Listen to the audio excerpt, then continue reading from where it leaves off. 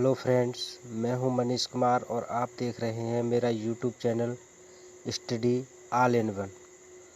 हमने जो पहली वीडियो में बात की थी वो जो साइंस का चैप्टर नंबर 10 था, प्रकाश का परावर्तन तथा अपवर्तन। अब चैप्टर नंबर 11 लेके आए हैं, जो है मानव नेत्र तथा रंग बिरंगा संसार। ये इस पे चैप्टर नंबर 2 पढ़ा है, यानी वीडियो के हिसाब से 2वां है और किताब के हिसाब से 11वां। चलिए, आप लोगों को अगर पहली वीडियो अच्छी लगी हो तो इस वीडियो को ज़रूर देखें और लाइक करें, सब्सक्राइब कर दें चैनल को, जिससे हमारी सारी वीडियो आपको रोज़ मिलती रहे। ओके फ्रेंड्स, देखिए, चलिए स्टार्ट करते हैं। पहली हेडिंग है हमारी मानव नेत्र। मानव नेत्र क्या है? मानव नेत्र एक ऐसी ज्ञानेंद्री है जो हमारे संसार को रंग बिरंगा दिखाने में सहायता करती है। ओके फ्रेंड्स, हमारी जो आँख यानी मानव नेत्र एक ऐसी ज्ञानेंद्री है जो हमारे संसार को रंग बिरंगा दिखाती है। हम अपनी आँख के ही द्वारा सारे रंगों को देख पाते हैं और इन्हें अपने अंदर देख पाते हैं और इन्हें ऑब्जर्व कर पाते हैं। ओके फ्रेंड्स, आगे हेडिंग है समंजन क्षमता। समंजन क्षमता की परिभाषा है नेत्र लेंस की वह क्षमता जिसके कारण वह अपनी फोकस दूरी को समायोजित कर लेता है, जिसे ही समंजन क्षमता कहते हैं। नेत्र लेंस में जितनी वो क्षमता होती है जिसके द्वारा वो अपनी फोकस दूरी को क्या कर लेता है, समायोजित, उसे ही हम क्या कहते हैं, समंजन क्षमता। ओके फ्रेंड्स, अब इसमें स्पष्ट दृष्टि की जो न्यूनतम दूरी होती है वो होती है 25 सेंटीमीटर।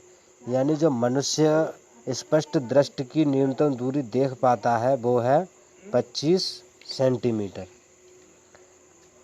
आगे हेडिंग दे रखी है मानव नेत्र की दृष्टि सीमा, यानी मनुष्य कहाँ से कहाँ तक देख सकता है। मनुष्य की निम्नतम रेंज क्या है और अधिकतम रेंज क्या है? तो मानव नेत्र की दृष्टि सीमा 25 सेंटीमीटर से अनंत तक होती है। यानी मनुष्य 25 सेंटीमीटर से लेकर और अनंत तक साफ तरीके से देख सकता है। ये इसमें दे रखा है। अब अगली हेडिंग है निकट बिंदु। देखो, निकट बिंदु क्या है? वह निकटतम बिंदु जिसे नेत्र अपनी समंजन क्षमता का उपयोग करके स्पष्ट देख सकता है। निकटतम बिंदु वह निकटतम बिंदु है जिसे नेत्र अपनी समंजन क्षमता का उपयोग करके स्पष्ट देख सकता है। तो अपनी जो आँख यानी नेत्र है उसकी समंजन क्षमता का उपयोग करके वह क्या कर सकता है, स्पष्ट देख सकता है कम से कम। उसे ही हम क्या कहते हैं, निकट बिंदु। नेत्र का निकट बिंदु, नेत्र का निकट बिंदु यानी निकट बिंदु की स्पष्ट दूरी कितनी होती है, 25 सेंटीमीटर। ओके फ्रेंड्स, आगे दे रखा है दूर बिंदु। दूर बिंदु क्या होता है? वह दूरतम बिंदु यानी अधिक से अधिकतम दूरतम बिंदु जिस तक कोई बिंदु नेत्र, ये क्रॉस है इस पे, वह दूरतम बिंदु जिस तक कोई नेत्र वस्तुएं स्पष्ट देख सकता है। यानी वह अधिक से अधिक दूरतम बिंदु जहाँ तक हमें दिखाई दे सके उसे हम क्या कहते हैं, दूर बिंदु कहते हैं। नेत्र का दूर बिंदु कहलाता है। दूर बिंदु की 25 सेंटीमीटर से अनंत तक होती है। यानी हम 25 सेंटीमीटर से और कहाँ तक, अनंत तक देख सकते हैं। ओके फ्रेंड्स, आगे चलते हैं। अब आता है हमारा प्रकाश का प्रकीर्णन। देखो, प्रकाश का प्रकीर्णन क्या होता है? प्रकाश का प्रकीर्णन, जब प्रकाश किसी ऐसे माध्यम से गुजरता है, जब प्रकाश किसी ऐसे माध्यम से गुजरता है जिसमें धूल के कण, प्रकाश के कण आदि उपस्थित होते हैं, जिसमें धूल के कण, प्रकाश के कण आदि उपस्थित होते हैं, जिसके कारण प्रकाश सभी दिशाओं में फैल जाता है। जैसे जब प्रकाश सूर्य के पास से आता है तो उसके रास्ते में बहुत सारे प्रकाश के कण, धूल के कण भी पड़ते हैं और उनके कारण जो प्रकाश होता है वो क्या हो जाता है, सभी दिशाओं में फैल जाता है। इसे ही प्रकाश का प्रकीर्णन कहते हैं। यानी एक तरह से प्रकाश का सूर्य से आना और धूल के कणों और प्रकाश के कणों के कारण चारों तरफ फैल जाना, इसे ही प्रकाश का प्रकीर्णन कहते हैं। ओके फ्रेंड्स, आगे इसका उदाहरण दे रखा है। प्रकाश के प्रकीर्णन के कारण आकाश का रंग नीला दिखाई देता है। ये प्रकाश के प्रकीर्णन के कारण ही होता है कि हमारे आकाश का रंग कैसा दिखाई देता है, नीला। आगे दे रखा है स्पेक्ट्रम। स्पेक्ट्रम क्या होता है? जब सूर्य का प्रकाश किसी प्रिज्म से होकर गुजरता है, यानी जब सूर्य का प्रकाश आता है और वह किससे होकर गुजरता है, किसी प्रिज्म से होकर गुजरता है, तो अपने विभिन्न रंगों में विभाजित हो जाता है। यानी प्रकाश जब आता है और किसी प्रिज्म से होकर गुजरता है तो उसके अंदर जितने भी रंग होते हैं उसमें क्या हो जाता है, वो विभाजित हो जाता है। इसे ही स्पेक्ट्रम कहते हैं। ओके फ्रेंड्स, इसे ही हम स्पेक्ट्रम कहते हैं। आगे दे रखा है, इस वर्णक्रम को विविध से पढ़ते हैं। इस क्रम को विविध से पढ़ते हैं। इसमें OV, I, V, G, Y, O और R। ओके फ्रेंड्स, आगे दे रखा है विक्षेपण। विक्षेपण क्या होता है? प्रकाश के अवयवी वर्णों में विभाजन को विक्षेपण कहते हैं। यानी प्रकाश का अपने जो अवयवी रंग होते हैं वर्णों में विभाजन को ही प्रकाश का विक्षेपण कहते हैं। आगे वर्ण विक्षेपण। वर्ण विक्षेपण क्या होता है? श्वेत प्रकाश का अपने अवयवी रंगों में प्रकाश किरणों में विभाजित होना प्रकाश का वर्ण विक्षेपण कहलाता है। ये भी एकदम स्पेक्ट्रम की ही तरह है।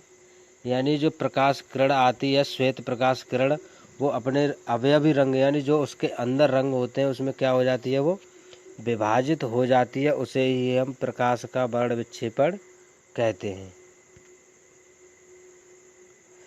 आगे प्रिज्म द्वारा प्रकाश का वर्ण विक्षेपण। अब इसे देखें।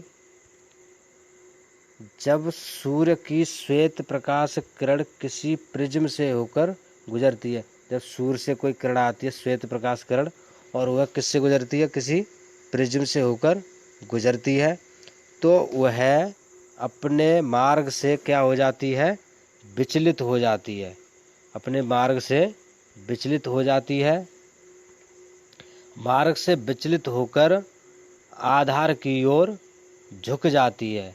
यानी जैसे ये कोई प्रिज्म दे रखा है और यहाँ से जब सूर्य की प्रकाश किरण आती है और जब वो उस पर पड़ने के बाद और ये क्या हो जाती है, इधर आधार की ओर झुक जाती है। ऐसे आधार यही है और ये आधार की ओर क्या हो जाती है, झुक जाती है और वह अपने विभिन्न रंगों में विभाजित हो जाती है। अलग अलग रंग देते हैं ये किरणें, 7 किरणें निकलती हैं और ये क्या देती हैं, अलग अलग रंग देती हैं। इसे ही हम वर्ण विक्षेपण कहते हैं। समझ में आ गया? यहाँ से कोई प्रकाश किरण आई और प्रिज्म पर पड़ी, प्रिज्म पर पड़ने के बाद वो अपने अवयवी रंगों में विभाजित हो जाती है। 7 रंगों में विभाजित होने के बाद ये जो चित्र बनता है इसे ही हम प्रकाश का वर्ण विक्षेपण कहते हैं। समझ में आ गया फ्रेंड्स? आगे देखिए।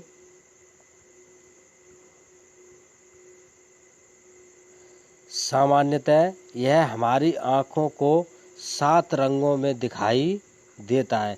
यानी जो जितनी भी किरणें निकलती हैं आधार की ओर झुकती हुई, वो कितने रंगों में, 7 रंगों में दिखाई देती है। यानी विविध के रूप में, विविध में 7 कलरों के नाम छिपे हुए हैं।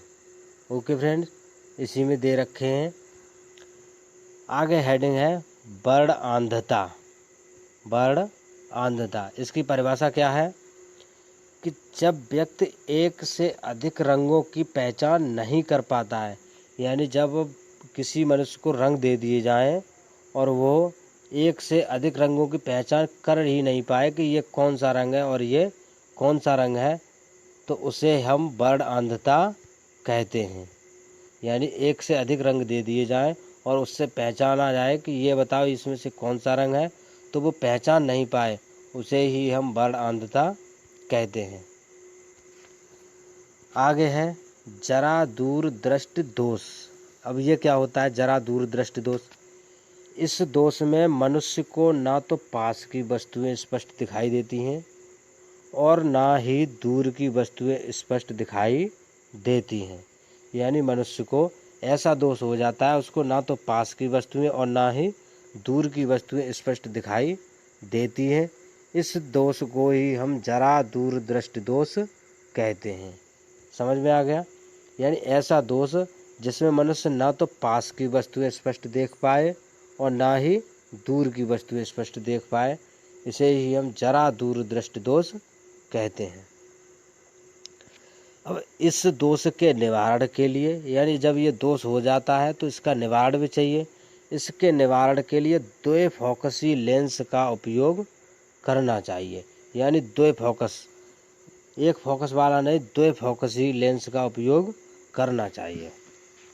यहाँ तक समझ में आया फ्रेंड्स? आगे दे रखा है मानव नेत्र का सचित्र वर्णन। यानी जो हमारी आँख है उसका जो वर्णन किया है वो इसमें किया है। अब देखो कैसे समझते हैं। ये हमारी आँख का चित्र बना हुआ है।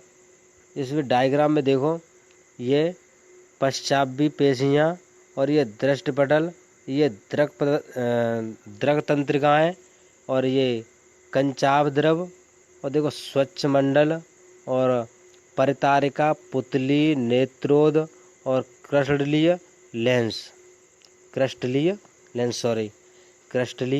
लेंस ये दे रखा है। अब इसका वर्णन करेंगे हम आगे, देखते हैं ये कैसे कैसे दे रखे हैं और इनका काम क्या क्या होता है। ये दे रखा है यहाँ से। ये सबसे पहले मानव नेत्र। मानव नेत्र क्या है? मानव नेत्र एक ऐसी ज्ञानेंद्रिय है जो हमारे संसार को कैसा रंग बिरंगा दिखाने में सहायता करती है। यानी जो हमारी आँख है वो क्या करती है, जो हमारे संसार को कैसा दिखाती है, रंग बिरंगा दिखाती है। इसे ही हम मानव नेत्र कहते हैं। ये पहले भी हेडिंग आई थी। अब इसके निम्न भाग हैं। अब देखो इसके भाग कितने हैं और कैसे समझेंगे इनको। पहला है दृष्टिपटल। मनुष्य के नेत्र के पतले खोखले गोले के समान होता है। मनुष्य के नेत्र एक पतले खोखले गोले के समान होता है। यह बाह्य एक दृढ़ पटल से ढका होता है। यानी जो हमारी आँख है वो एक बाहर दृढ़ पटल से क्या होती है, ढकी होती है। इसी के अंदर आँख होती है और ऊपर क्या लगा होता है, दृढ़ पटल। आगे देखो, फिर है रक्त पटल। रक्त पटल क्या होता है?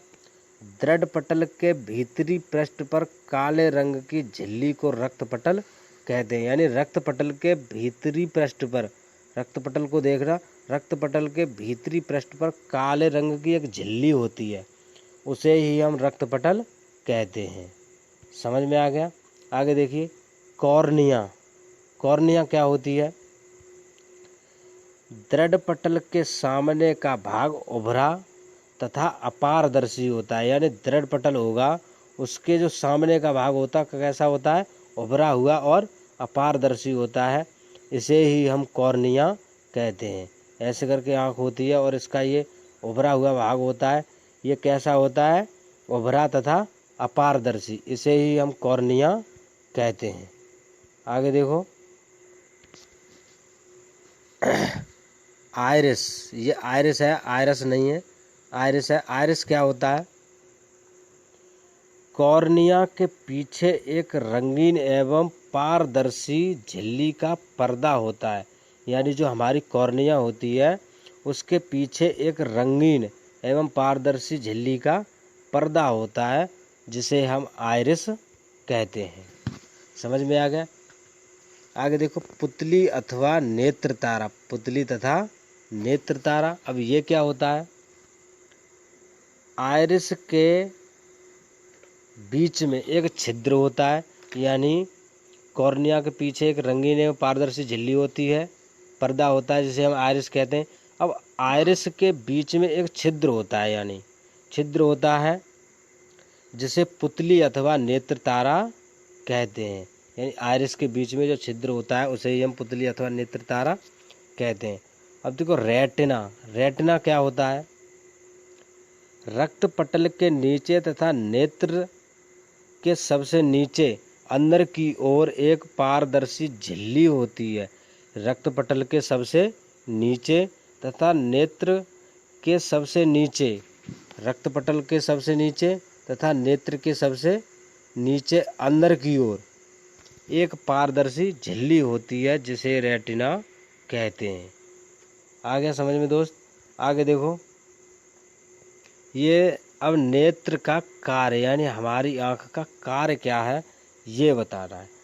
हमारी पलकें कैमरे के शटर की भांति कार्य करती हैं, यानी जो हमारे पलक होते हैं आँख से ऊपर वो हमारे क्या करते हैं, एक कैमरे के शटर की भांति। यानी कोई भी आँच अगर आँख को आती है तो पहले हमारे पलक बंद होंगे, आँखों को कोई ये क्षति नहीं होने देते हैं। ये पलकें एक कैमरे के शटर की भांति कार्य करते हैं। अब आगे दे रखा है इसमें कि जब पलकें खुली होती हैं, यानी जब हमारी पलकें ऊपर होती हैं, खुली होती हैं, तब हमारे सामने रखी वस्तु से चलने वाली प्रकाश किरणें कॉर्निया पर पड़ती हैं। जब हमारी पलकें खुली होती हैं तो हमारे सामने जो वस्तु रखी होती है उससे चलने वाली प्रकाश की किरणें कॉर्निया पर पड़ती हैं। यानी जब प्रकाश किस पर पड़ता है, पहले वस्तु पर, और वस्तु पर पड़ने के बाद सीधा कहाँ पर पड़ता है, हमारी आँख पर। जब आँख पर पड़ता है, आँख में कहाँ पर, कॉर्निया पर पड़ता है, और ये किरणें कॉर्निया से रेटिना पर पड़ती हैं और कॉर्निया से कहाँ चली जाती हैं, रेटिना पर। तब रेटिना पर वस्तु का उल्टा प्रतिबिंब बनता है। प्रतिबिंब कहाँ पर बनता है, रेटिना पर। ये क्वेश्चन कभी कभी पूछ लेता है कि हमारी आँख पर प्रतिबिंब कहाँ पर बनता है, तो कहाँ पर बनता है, रेटिना पर। तो रेटिना पर वस्तु का उल्टा प्रतिबिंब बनता है। प्रतिबिंब की सूचना प्रकाश तंत्रिका के द्वारा रेटिना के संबंधी कोशिकाओं में होकर मस्तिष्क में पहुंचती हैं। और ये क्या करता है, रेटिना से जो संबंधी कोशिकाएं होती हैं वो क्या करती हैं, अपने जो देखने की जो प्रक्रिया है उसको ले जाती हैं कहाँ पर, मस्तिष्क में, और मस्तिष्क में पहुंचाती हैं। मस्तिष्क अनुभव के आधार पर हमें दिखाई देता है, और जब मस्तिष्क हमें अनुभव करता है कि हाँ ये चीज़ है, तब हमें मालूम पड़ता है कि हाँ ये चीज़ है। आगे देखो, ये नोट में कुछ महत्वपूर्ण पॉइंट हैं, इसमें से एक न एक ज़रूर पूछ ही लेता है, तो इनके बारे में पढ़ो। ये क्या दे रखा है, देखो, सबसे अधिक प्रकीर्णन यानी सबसे अधिक फैलना। प्रकीर्णन का मतलब होता है फैलना, कि सबसे अधिक प्रकीर्णन किस रंग का होता है, बैंगनी रंग का। अगला नंबर दे रखा है सबसे कम प्रकीर्णन, यानी सबसे कम फैला, कौन सा रंग फैलता है सबसे कम, लाल रंग। कभी देखना ट्रेन में गए होगे बैठ के, तो जो लाल रंग की जो सिग्नल होता है वो लाल रंग का ही क्यों होता है, क्योंकि वो लाल रंग सबसे कम फैलता है, यानी कम प्रकीर्णन होता है। इसीलिए रेलवे में जो सिग्नल बनाया जाता है वो रेड कलर का बनाया जाता है। आगे देखो, सबसे अधिक तरंग दैर्घ्य, तीसरे नंबर पे सबसे अधिक तरंग दैर्घ्य। सबसे अधिक तरंग दैर्घ्य होती है लाल रंग की। आगे देखो, सबसे कम तरंग दैर्घ्य, सबसे कम तरंग दैर्घ्य होती है बैंगनी रंग की। आगे, सबसे अधिक कांच में अपवर्तनांक। अब सबसे अधिक कांच में अपवर्तनांक किस में होता है, बैंगनी रंग में, और सबसे कम कांच में अपवर्तनांक लाल रंग में। अब देखो आगे, दोष क्या होते हैं, दोष 3 प्रकार के होते हैं। नंबर 1 निकट दृष्टि दोष, नंबर 2 दूर दृष्टि दोष, और नंबर 3 जरा दृष्टि दोष। जरा दृष्टि दोष के बारे में हम पीछे पढ़ चुके हैं कि ऐसा दोष जिसमें मनुष्य को ना तो पास की वस्तुएं और ना तो दूर की वस्तुएं स्पष्ट दिखाई देती हैं, उसे ही हम जरा दूरदृष्टि दोष कहते हैं। आगे अब आता है हमारा निकट दृष्टि दोष। निकट दृष्टि दोष क्या होता है? इस दोष में मनुष्य को समीप की वस्तुएं तो स्पष्ट दिखाई देती है, यानी निकट दृष्टि दोष में जितना निकट होगा उसमें समीप की वस्तुएं तो स्पष्ट दिखाई देंगी, लेकिन दूर की वस्तुएं स्पष्ट दिखाई नहीं देंगी। इसे ही हम निकट दृष्टि दोष कहते हैं। यानी निकट दृष्टि दोष में पास की वस्तुएं तो साफ दिखाई देती है, लेकिन दूर की वस्तुएं साफ दिखाई नहीं देती हैं, उसे ही हम निकट दृष्टि दोष कहते हैं। इस दोष को दूर करने के लिए अवतल लेंस का प्रयोग किया जाता है। तो निकट दृष्टि दोष को दूर करने के लिए कौन सा लेंस प्रयोग किया जाता है? अवतल लेंस। आगे देखो, निकट दृष्टि दोष के कारण। निकट दृष्टि दोष के कारण क्या हैं? देखो, इसके दो कारण हैं। नंबर 1, नेत्र लेंस के पृष्ठों की वक्रता बढ़ जाना। नंबर पहला इसका कारण है मेन, नेत्र लेंस के जो पृष्ठ होते हैं उसकी वक्रता क्या हो जाती है? बढ़ जाती है, जिससे फोकस दूरी क्या हो जाती है? कम हो जाती है। वक्रता बढ़ जाना जिससे फोकस दूरी कम हो जाना, ये पहला कारण है इसका। अब आगे देखते हैं। अब निकट दृष्टि दोष का दूसरा कारण क्या है? दूसरा कारण है नेत्र के गोले का जो व्यास होता है वो क्या हो जाता है? बढ़ जाता है। यानी गोलक कैसा हो जाता है? नेत्र का बढ़ जाता है उसका व्यास। आगे देखो, इसका किरण आरेख दे रखा है। किरण आरेख समझो। देखो, जब हमारे पास जो किरण आती है प्रकाश की, वो हमारे सीधे रेटिना पर पड़ती है। रेटिना पर कहाँ पर बनती है? अगर हमें ये निकट दृष्टि दोष है तो रेटिना पर ना पड़ के ये कहाँ बन जाती है? पहले ही बन जाती है। और रेटिना कहाँ पर है? यहाँ पर। और ये कहाँ पर बन जाती है? यहाँ पर। रेटिना से पहले ही इसका प्रतिबिंब बन जाता है और इसमें क्या हो जाता है? निकट दृष्टि दोष उत्पन्न हो जाता है।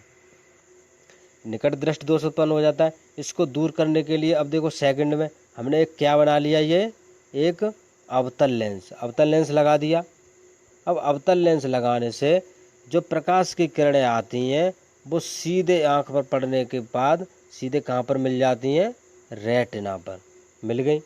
इसमें क्या था कि जब इसमें दोष था तो ये कहाँ पर? रेटिना से पहले ही मिल जा रही थी, लेकिन जब यहाँ पर एक अवतल लेंस प्रयोग कर दिया तो ये कहाँ पर मिल रही हैं? अब रेटिना पर जाकर मिलती हैं।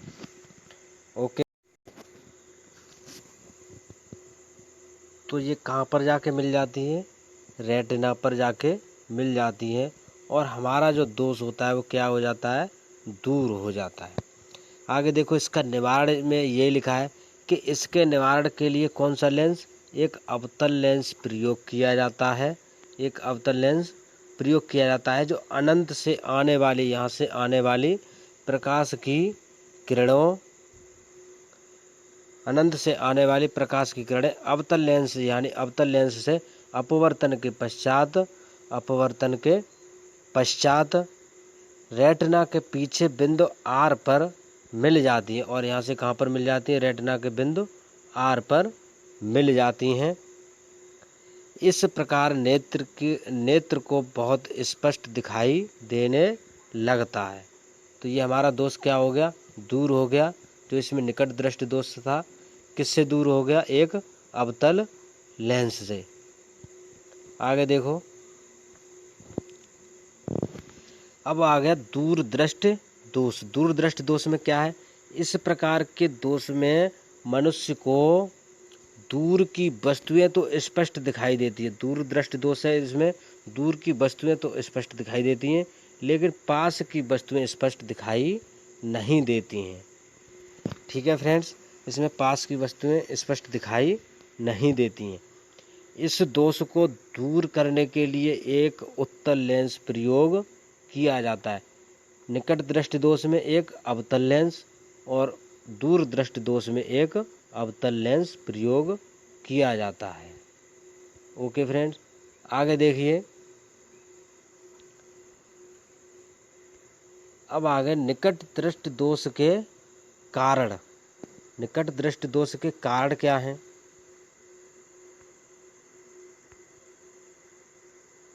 निकट दृष्ट दोष के, ये कहाँ पहुँच गए, निकट दृष्ट दोष के कारण।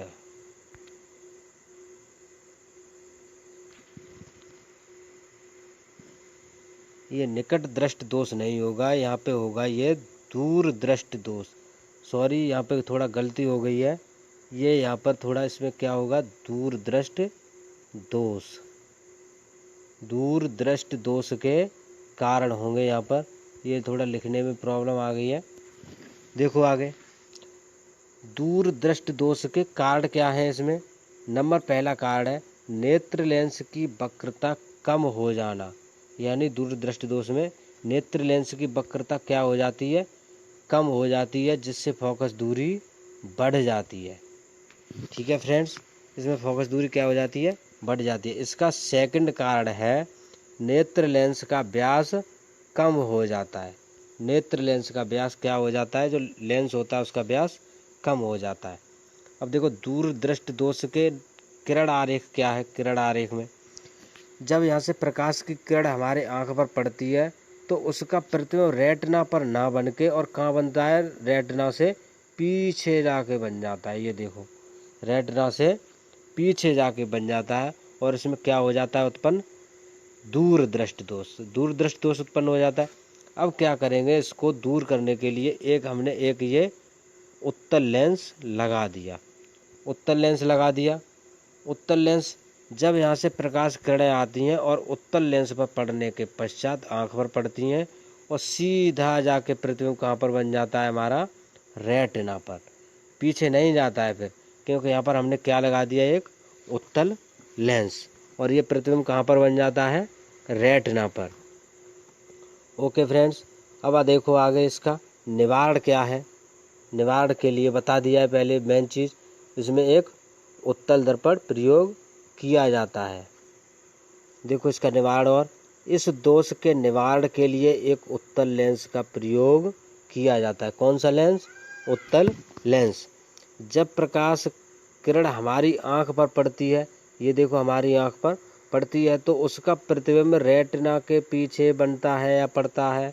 यहाँ से किरण का जो प्रतिबिंब बनता है वो कहाँ पर बनता है, जाके रेटिना के पीछे, रेटिना के पीछे बनता है, जिससे दूर की वस्तु स्पष्ट दिखाई नहीं देती है, जिससे दूर की वस्तु स्पष्ट दिखाई नहीं देती है।